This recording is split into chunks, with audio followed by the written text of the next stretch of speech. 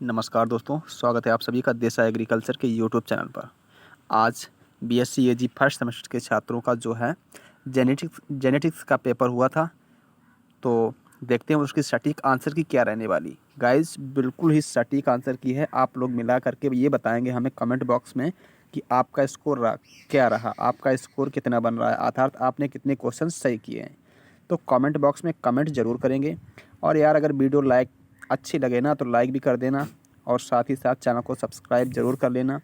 और हाँ, अगर आप एग्रीकल्चर के किसी भी एग्ज़ाम की तैयारी कर रहे हैं तो निश्चित ही इस चैनल को आप ज्वाइन कर लेंगे, ठीक है ना, क्योंकि इस चैनल पर एग्रीकल्चर से संबंधित जानकारी ऐसे ही अपडेट मिलती रहती हैं। तो पढ़ते हैं क्वेश्चंस को, क्या आंसर रहने वाले हैं। तो question number 1, the term genetics introduced by, अनुवांशिकी शब्द किसने भाई दिया? तो ये दिया था अनुवांशिकी, किसने दिया था भाई? बैटसन। ऑप्शन नंबर ए का ए ऑप्शन राइट। जीवों में अचानक अनुवांशिक परिवर्तन क्या कहलाते हैं? The sudden heritable change in character organism. ये होता है उत्परिवर्तन। जब जीवों में अचानक अनुवांशिक परिवर्तन होते हैं तो बच्चों उसे उत्परिवर्तन बोलते हैं, ठीक है ना। उत्परिवर्तन की खोज की थी हेगो डी ब्रिज ने। आई होप आप समझ गए होंगे। तो क्वेश्चन नंबर नेक्स्ट की तरफ चलेंगे। बिल्कुल, किसी जीव के गुणों के विकास की कार्यात्मक इकाई क्या है? तो भाई जीन है, ठीक है ना। अनुवांशिकी के पिता मीन्स फादर ऑफ जेनेटिक्स, तो ग्रीगर जॉन मेंडल। तो ऑप्शन नंबर ए राइट हो जाएगा 4 का। हम बढ़ेंगे प्रश्न नंबर नेक्स्ट की तरफ। आप तो बस क्लास को ज़्यादा से ज़्यादा दोस्तों के बीच में शेयर कर दें, ठीक है ना, ताकि और लोग भी जुड़ें। तो कॉरिन्स डे बोरिस टचमार्क ने मेंडल के कार्य की पुनः खोज की थी। कब की थी भाई? तो 1900 में 3 वैज्ञानिकों ने खोज की थी मेंडल के नियमों की पुनः। तो उनमें एक वैज्ञानिक का नाम है कॉरिन्स डी बैरिस टचमार्क। प्रश्न नंबर नेक्स्ट, किसी जीव की आनुवंशिकता, किसी जीव की आनुवंशिक मैकअप क्या कहलाती है? मतलब क्या है कि genetic makeup of an individual called genotype. जो आनुवंशिक बनावट होती है किसी भी जीव की, वो जीनोटाइप कहलाती है, और बाहरी बनावट फिनोटाइप। मॉर्गन ने अपना कार्य किस पर किया था भाई? तो ड्रासोफिला पर किया था। Moving to the next questions. बिल्कुल गाइस, क्लास अच्छी लगे तो क्या है, लाइक बिल्कुल कर देना। और हाँ, आप जो भी लोग यार वीडियो को देखें, प्लीज़ यार भाई चैनल को सब्सक्राइब कर लो, आपका कुछ नहीं जाता है, ठीक है ना, क्योंकि इस चैनल पर ऑथेंटिक जानकारी ऐसे ही मिलती रहती हैं। अगला प्रश्न है कि वैज्ञानिक मुलर ने 1927 में एक्सरेज का म्यूटाजेनिक इफेक्ट किया था, वो किस पर किया था? तो ड्रासोफिला पर। वैज्ञानिक मुलर को नोबेल प्राइज़ कब मिला था भाई? तो ये मिला था 1946 में। 1946 में मिला था वैज्ञानिक मुलर को नोबेल प्राइज़। और नोबेल पुरस्कारों की शुरुआत की बात करें तो 1901 में नोबेल पुरस्कारों की शुरुआत की हुई थी। जो नोबेल पुरस्कार शुरुआत हुए थे 1901 से हुए थे, और पहला नोबेल पुरस्कार मिला था अल्फ्रेड नोबेल को, जिन्होंने डायनामाइट का आविष्कार किया था। Question number 10, double helix model Watson and Crick ने दिया था, ठीक है ना। अगला प्रश्न आरएनए नहीं धारित करता है। आपसे पूछा गया, एक है डीएनए और एक है आरएनए। आरएनए में क्या नहीं धारित करता? तो आरएनए में तो भाई थाइमिन नहीं पाया जाता है, और डीएनए में क्या नहीं, तो डीएनए में यूरेसिल नहीं पाया जाता है। समझो बात को, डीएनए और आरएनए में एक अंतर होता है।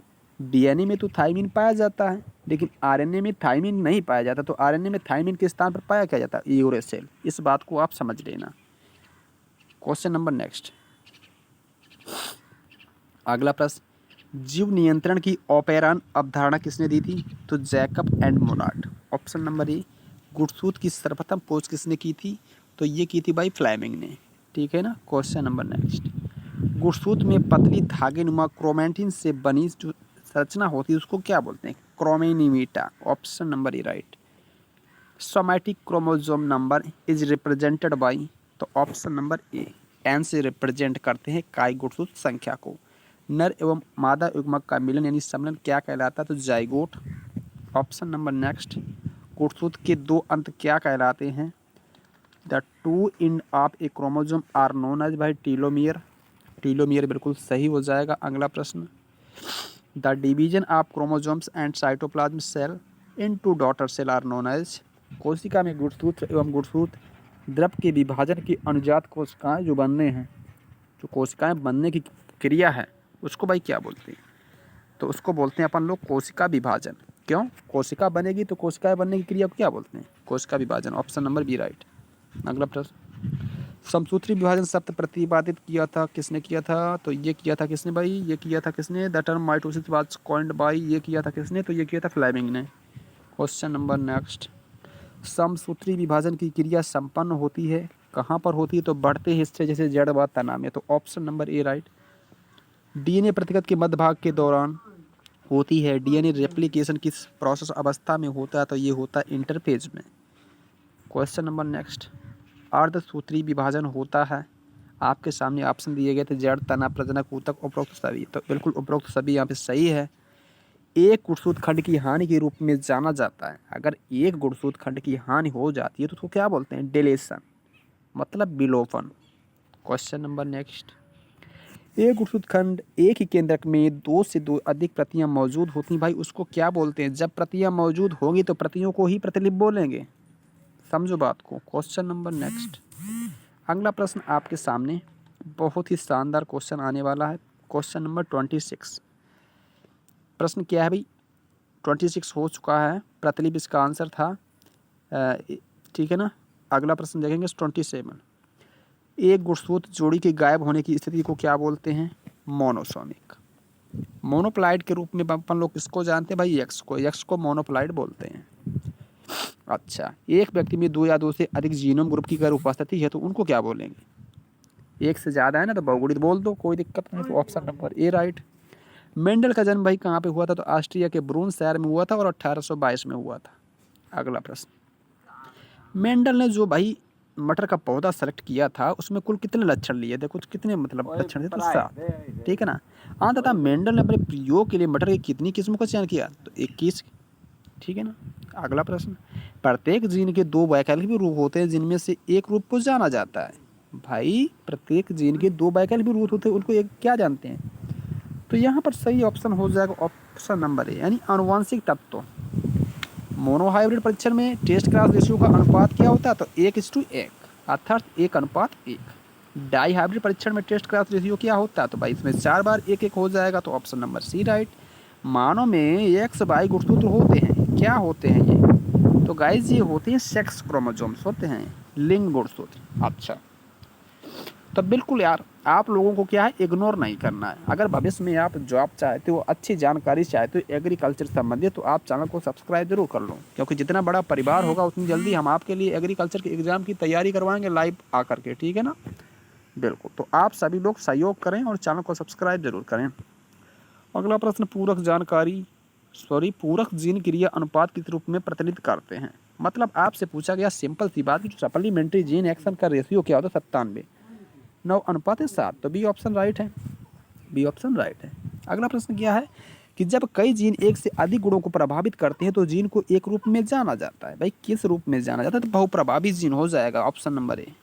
अगला प्रश्न, लिंकेज की अवधारणा को किसने दिया था? तो ये दिया था टी.एच. मॉर्गन ने। और वंशागरण के दौरान दो या दो से अधिक जीनों के एक साथ रहने की प्रवृत्ति को भाई लिंकेज बोलते हैं। The tendency of two or more genes to stay together during the inheritance is known as linkage. Option number A right. Question number next, question number बढ़ेंगे 41 की तरफ। आरएनए में उपस्थित पेंटोज शर्करा क्या कहलाती है? तो जो आरएनए में उपस्थित पेंटोज शर्करा होती है वो क्या कहलाती है? ठीक है ना।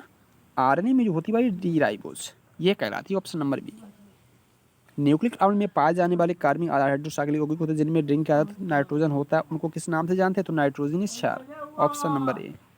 अगला प्रश्न, क्रॉसिंग ओवर किस अवस्था पे होता है? तो पैचिटीन में होता है क्रॉसिंग ओवर जो है पैचिटीन में होता है।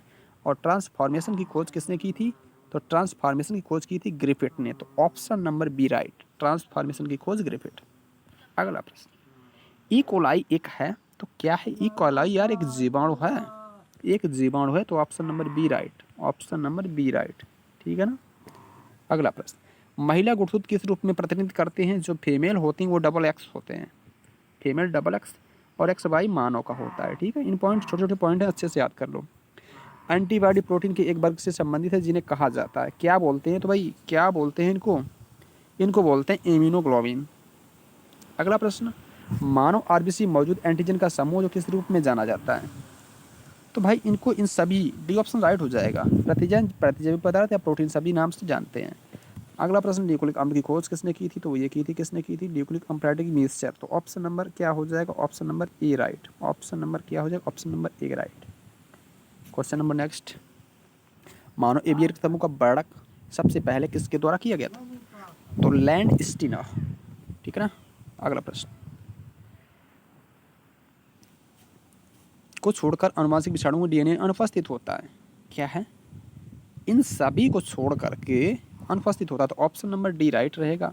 अगला प्रश्न आपके सामने है, कई एजेंट भौतिक और रासायनिक जो दोनों उत्पादन की आवृत्ति को बढ़ाते हैं उनको क्या बोलते हैं? उनको बोलते हैं म्यूटाजेंस, उत्परजनन। डीएनए अणु में एक या एक से अधिक आधार का सम्मिलन क्या कहलाता है? आधार जोड़, यानी base addition. Option number A right. Question number next, किसी जीव की अवलोकनीय विशेषताएं कहलाती हैं? तो फिनोटाइप, ठीक है ना। किसी घटना के घटित होने की संभावना को क्या बोलते हैं भाई? प्रायिकता, प्रोबेबिलिटी।